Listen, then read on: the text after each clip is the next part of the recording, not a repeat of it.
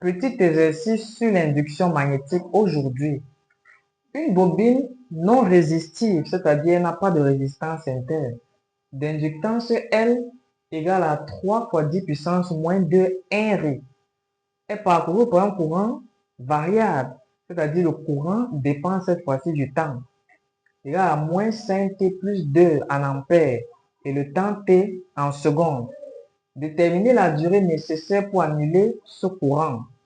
Alors, la durée pour annuler le courant veut dire que l'intensité du courant sera nulle.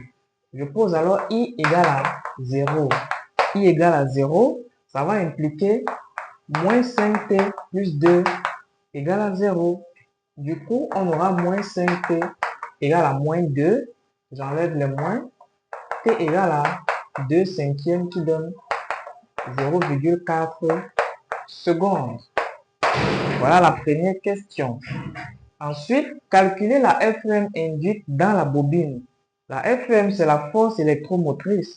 Et on se rappelle que la FEM d'auto-induction est égale à moins la dérivée du flux par rapport au temps, la dérivée du flux magnétique par rapport au temps. Or, le flux propre d'une bobine est égal au produit du coefficient d'auto-induction par le courant induit. L étant une constante, je dirais alors que ça fait moins L dérivée de I par rapport au temps. Il sort de la dérivée parce que c'est une constante. Et la dérivée de I par rapport au temps, c'est combien?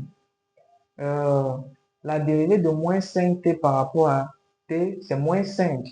Et la dérivée de 2, c'est 0. Du coup, ça me donne alors moins 5. Par conséquent, E égale à moins L multiplié par moins 5, ça me fait 5L. Application numérique, ça me fait 5 fois 3 fois 10 puissance moins 2. 5 fois 3, 15.